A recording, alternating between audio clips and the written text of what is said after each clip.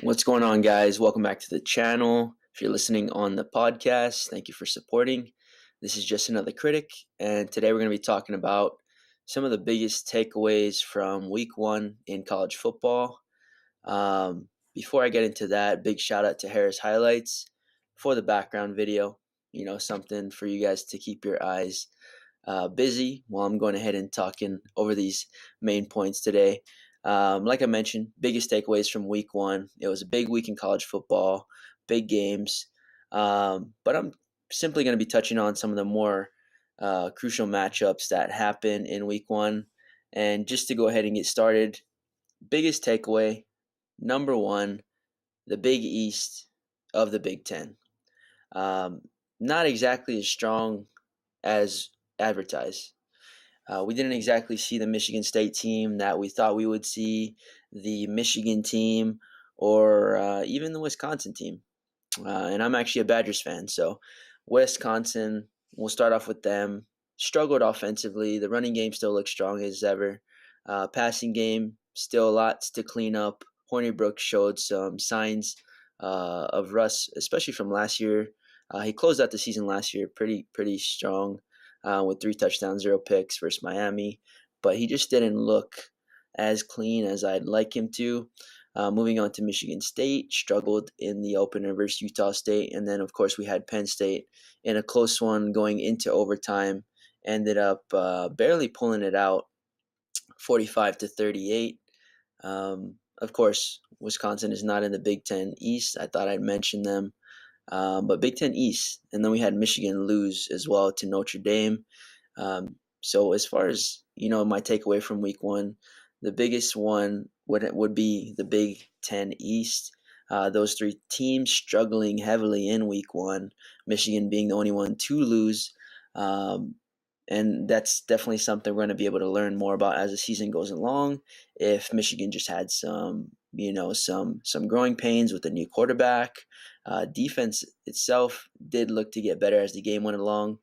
But with that being said, Big Ten East, definitely a lot of question marks surrounding those teams coming into the season. And then moving on, the biggest teams I saw struggle. I guess this would be the biggest takeaway, the second biggest takeaway from week one. Biggest teams to struggle, Miami, FSU, and USC.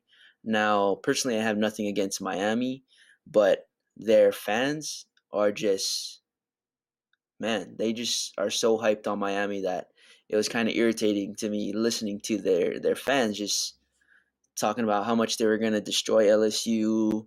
LSU is, one of the worst teams, da-da-da-da-da, just talking so much trash about LSU. And personally, I was talking to a lot of the fans, through Twitter and whatnot, and letting them know, like, LSU's always had the talent.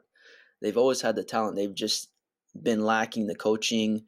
They haven't had a decent quarterback in a minute now. So I saw the possibility that LSU was actually going to go ahead and win this game. If you watch one of my more recent videos in my week one predictions, I did go ahead and predict LSU to win the game versus Miami. And the way that they did it was certainly impressive. I didn't expect that. I did expect LSU to pull it out. But the U question marks surrounding their quarterback, Malik Rozier. He definitely didn't have the game they wanted him to. And I saw a lot of the fans of Miami bashing him, saying they've got to pull this guy, they've got to change QBs. But in my mind, I was thinking these are the same fans that were praising him last season during, the successful times. So you've got to you can't do that to your guy. Just support him when he's doing good and bash him when he's doing bad. FSU, obviously DeAndre Francois, he hasn't played a game in about a year since his injury, so I definitely understand that there may be some rust that he's got to shake off, especially FSU in general. Their O-line has a lot of things to clean up. They certainly could have protected him more on plays, but I'm not taking any credit away from Virginia Tech. They did everything they needed to do. They prepared very well. But DeAndre Francois himself did make some poor decisions out there in making certain throws. I think that's something that he's just going to get better as the season goes along. And then USC, I just didn't like the way USC looked on both sides of the ball. Um, of course, they've got a freshman quarterback, so we do have to give them a little bit of slack. They've got a lot of freshmen in the lineup on both sides of the ball, so it's definitely something we're gonna have to see. What it comes to as the season moves along. With that being said, third biggest thing I saw in week one was Clemson. The Clemson quarterback position, I don't think is solidified just yet. They have Kelly Bryant, but I do think Trevor Lawrence is going to be the main guy, possibly by game 7 or game 8, or even at midseason. Early on, they struggled. I think the score was 10 or 13-0 with about 3 minutes left in the first half of that Clemson game.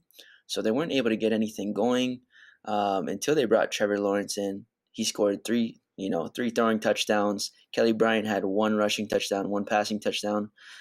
So with that being said, it kind of looks like there is a quarterback controversy down there that could be, boiling up.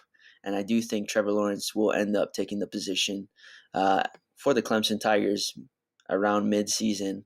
I think, obviously coach is still trying to fill out both guys, give Kelly the chance. But I do think Trevor will probably be the guy by mid-season or late mid-season. Now, with that being said, my surprise performances of the week were by LSU. Like I mentioned, I did think they would pull out the win. I just didn't think it would be as impressive as we saw. Notre Dame. Now, we still have a lot of question marks about Notre Dame, even though they looked really good versus Michigan, because we don't know just yet. Was it because, it was a poor Michigan team, or Notre Dame is just that good? I think it's a little bit of both. Michigan looked, lackadaisical on offense, didn't look very sharp. Notre Dame they came to play. They came to play at home. Wimbush was making plays, escaping the rush, and just doing everything he needed to do in order to get his team downfield and into positive positions. And last surprise performance, even though they lost, I think they looked really good, was Washington.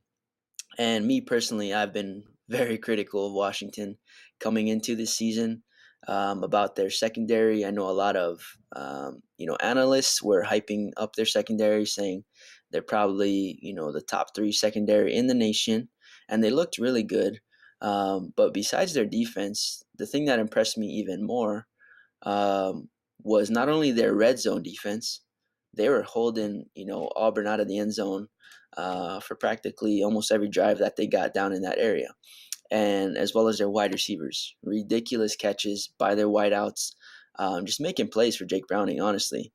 So with that being said, Washington, I think they're going to go ahead and dominate the Pac-12 this year based on the performance we saw in week 1. But yeah, with that being said, I want to go ahead and touch on some of the Heisman performances of week 1 from some of our top Heisman candidates. I thought, and this is in no particular order, I thought some of the best performances was by Jonathan Taylor. I think he had 2 rushing touchdowns, about 140 rushing yards. We had Will Grier, 5 throwing touchdowns versus Tennessee. He tore it up. He looks really good out there. We had Tua, of course, Tua so efficient. I believe he had 3 touchdowns, 1 rushing, 2 passing, and he was 12 for 16 for about 250 yards. So he really didn't even throw very much, but when he does get the ball in his hands, he typically makes really good decisions. And then we had Mackenzie Milton over at UCF making plays, threw for 5 touchdowns in a solid victory over Connecticut. And last of the Heisman candidates was Justin Herbert. He had 5 touchdowns. He did throw 2 picks, and it was versus Bowling Green, so we still have more to see from him. And then my sleepers in the Heisman column would be Rodney Anderson of Oklahoma. He had about 100 or so rushing yards and 2 touchdowns, as well as Cole McDonald. Cole McDonald from the University of Hawaii. I know a lot of you guys are like, what the hell, University of Hawaii? I know, right? I rarely talk about them. I am from Hawaii, so they do have a spot in my heart, but this has nothing to do with that. the kids accounted for 11 touchdowns in 2 weeks and nearly 1,000 yards in 2 weeks. So it's possible that he may be the Mackenzie Milton of this year. He looks really good. He's making some really good decisions. He's got great wide receivers surrounding him. And we're going to have to see more from him, of course, because it's only been 2 games. But he's just one of my sleepers that may climb in the Heisman Watch list. But yeah, with that being said, I think I've pretty much covered everything. I appreciate you guys watching. I would love to hear you guys' opinions. Hit me up on Twitter, Just Another Critic. And with that being said, if you guys agree with me, great. If you don't, great. As I've told you many times before, I'm just another critic, someone who loves the game.